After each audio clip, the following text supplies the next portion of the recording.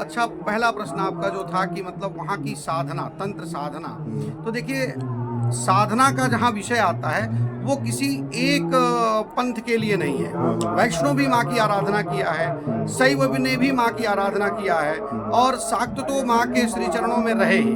आदि जगत गुरु शंकराचार्य ने भी जब चारों दिशाओं में जब शैव संप्रदाय के स्तंभ, ध्वज स्तंभ को लेकर जब बढ़े तो उनको भी माँ से एक संवाद हुआ और फिर उन्होंने ये जाना कि शाक्त जो शक्ति है वो सबसे सर्वोपरि है और उन्होंने उसी समय जाके और गंगा तट के किनारे बैठ के और सौंदर्य लहरी जैसे तंत्र के अद्भुत ग्रंथों की रचना किया।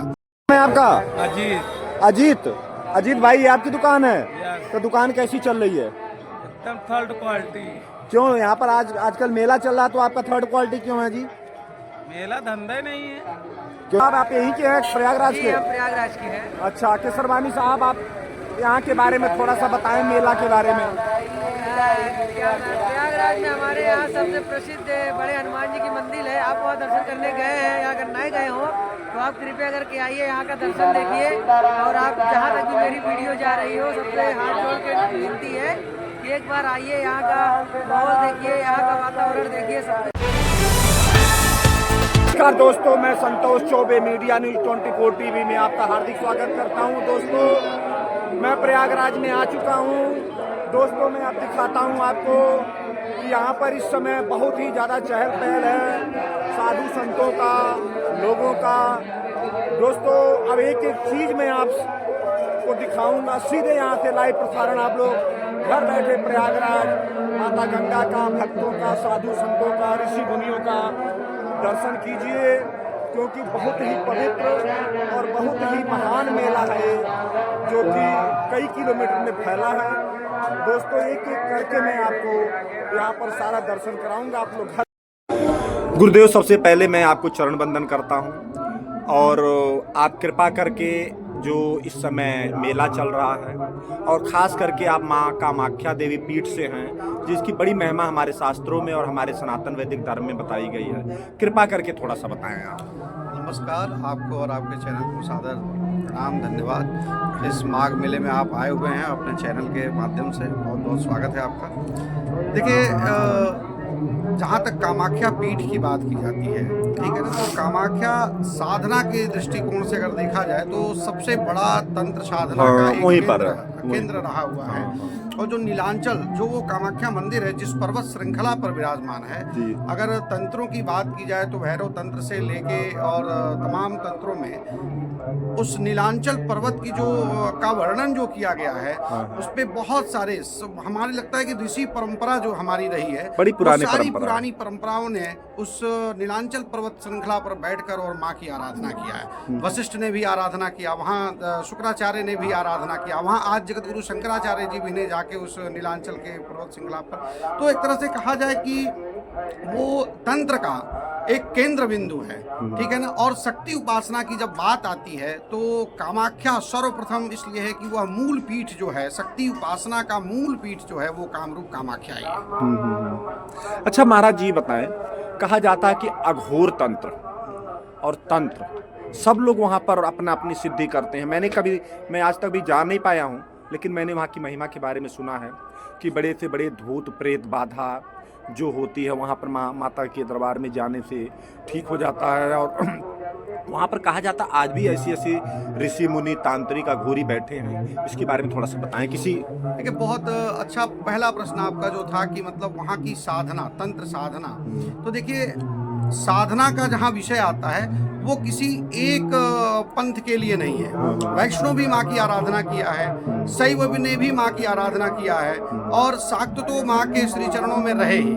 आदि जगत गुरु शंकराचार्य ने भी जब चारों दिशाओं में जब शैव संप्रदाय के स्तंभ, ध्वज स्तंभ को लेकर जब बढ़े तो उनको भी माँ से एक संवाद हुआ और फिर उन्होंने ये जाना कि शाक्त जो शक्ति है वो सबसे सर्वोपरि है और उन्होंने उसी समय जाके और गंगा तट के किनारे बैठ के और सौंदर्य लहरी जैसे तंत्र के अद्भुत ग्रंथों की रचना किया।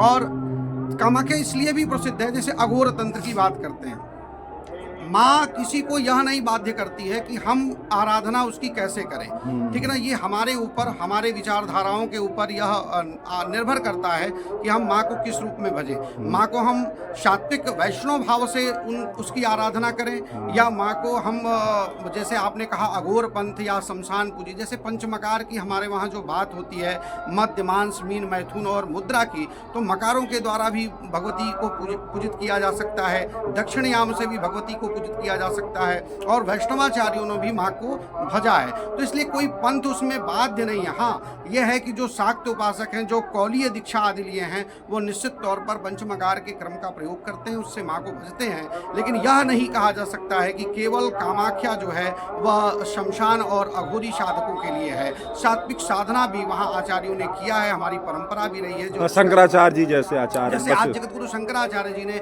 एक सात्विक साधना वहाँ की दैत्य गुरु शुक्राचार्य ने भी सात्विक साधना ही की। आचार्य वशिष्ठ ने भी वहाँ वशिष्ठ कुंड है, वशिष्ठ आश्रम बना हुआ है, आप कामाख्या में जब जाएंगे तो निश्चित तौर पर वहाँ सात्विक आराधना भी रही है। इसलिए किसी एक संप्रदाय या एक पंथ से जोड़ के कामाख्या को देखना हमें लगता है कि शाक्त उपासना के प्रति एक पटाक्षेप होगा।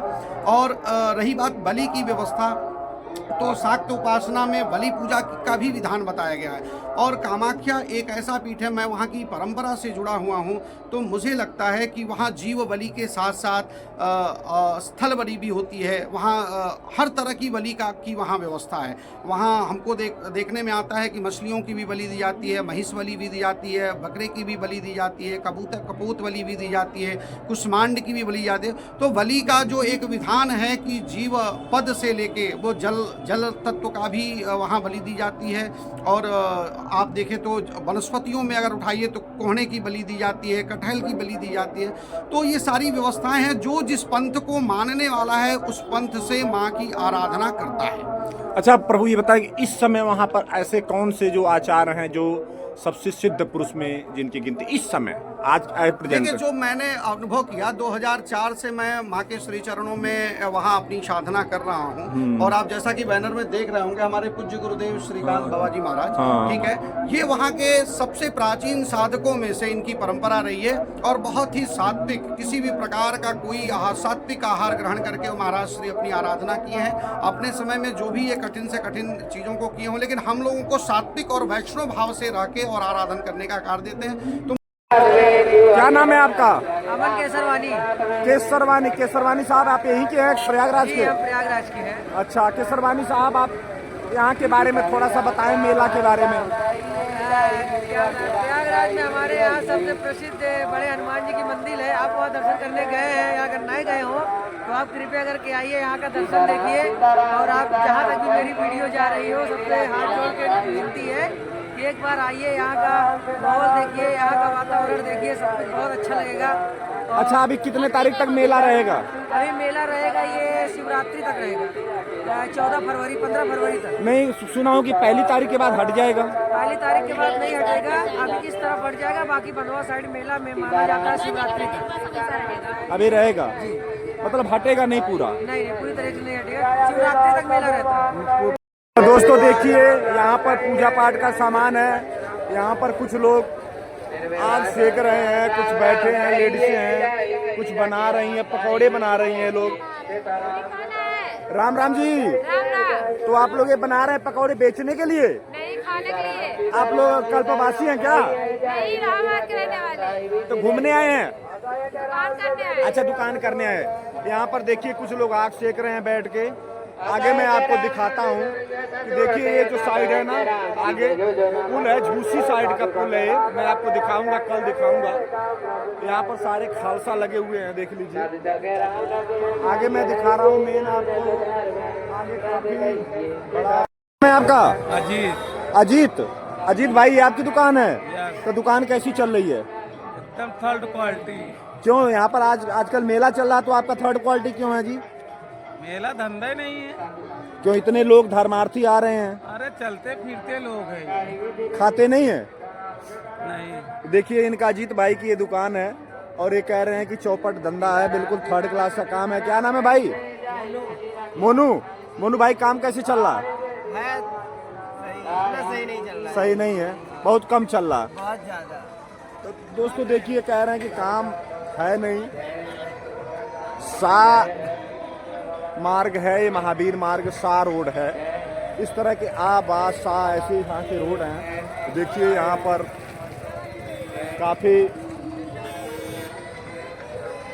काफी यहाँ पर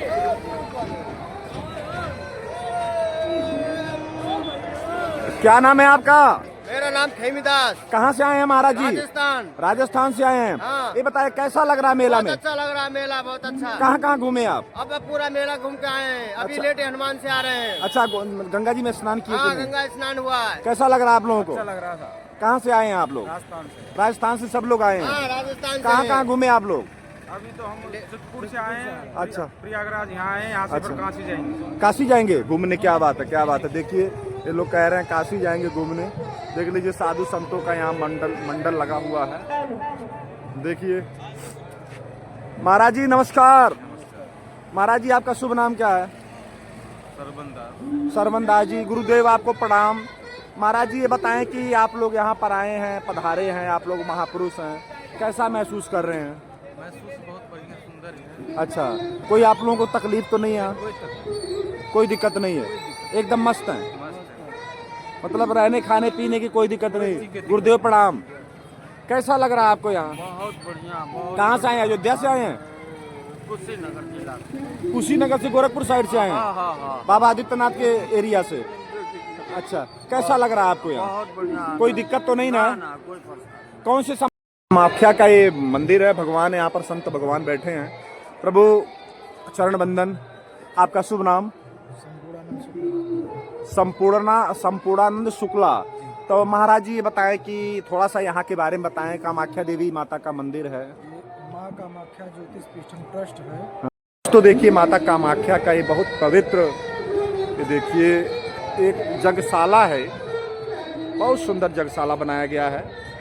बड़े सुंदर महाराज जी ने इसको पवित्र रूप से, देखिए कितना खूबसूरत दिल रूप में जगशाला माता जी का मंदिर का भी उधर प्राण प्रतिष्ठा हुआ है। देख लीजिए पुजारी जी यहाँ पर, ये देख लीजिए यहाँ पर केला भी लगाया गया, आम का भी, कुछ इस तरफ पौधे हैं, फूल हैं। शायद ठाकुर जी को भी यहाँ विराजमान कराया गया है। क्या नाम है आपका? तनु। तनु आप यहाँ पर आई हो, कैसा लग रहा है आपको? बहुत अच्छा। कहाँ से आई हो आप? कौशाम्बी से। कौशाम्बी से। तो आप कहाँ कहाँ घूमे आज? आज तो स्टार्ट करने जा रहे हैं, पुरिया अब घूमने जा रहे हैं। अच्छा, कैसा लग रहा है आप लोगों को? बहुत बढ़िया, यहाँ का माहौल देख करके बहुत अच्छा लगता है। योगी जी, मोदी जी को बहुत बहुत धन्यवाद। क्या बात, कैसा लग रहा है आप लोगों को? बहुत अच्छा लग रहा है। कोई दिक्कत तो नहीं है? नहीं, कोई दिक्कत नहीं। आप लोग कैसा लग रहा है? आनंद आ गया। ओहो, आनंद आ गया। आपको कैसा लग रहा है बेटी? बहुत अच्छा लग बहुत अच्छा लग रहा है। किस क्लास में पढ़ती हो? फोर्थ में। कहाँ कहाँ घूमे आप? अभी घूमे नहीं कहीं? राम राम बहन जी। कहाँ से आई हैं आप? प्रयागराज से, यहीं से हैं? घूमने आए आप लोग? आप लोगों का तो घर का मेला है। हमारे माता पिता सब अच्छा, सब साथ में है। राम राम। क्या नाम है आपका? करिश्मा केसरवानी जी गुप्ता। वो बनियों में आते हैं केसरवानी, यहाँ पर हमारे दोस्त हैं, वो भी हैं। कैसा लग रहा है आपको यहाँ? कहाँ कहाँ घूमे आप? अभी तो आज पहले दिन है। तो आप लोग तो घर से आ जाते होंगे घूमने, यहाँ रहने की कोई जरूरत तो है नहीं? नहीं रहते हैं, स्नान करते हैं। अंदर इसी अंदर ही रहते हैं? जी, यहाँ हमारा पास तो आपका घर नजदीक है, तो फिर क्यों यहाँ पर क्यों? उपवास करते हैं। अच्छा, कल्पवास कर रहे हैं। कल्पवास में आप लोग क्या क्या कर रहे हैं? ये भगवान की पूजा पाठ, गंगा नहाना रोज। बाबा राम राम। तो दोस्तों देखिए मैंने लोगों से बातचीत किया, मैंने आपको दिखाया। तो दोस्तों अब संतोष चौबे को इजाजत दीजिए। नमस्कार, जय हिंद।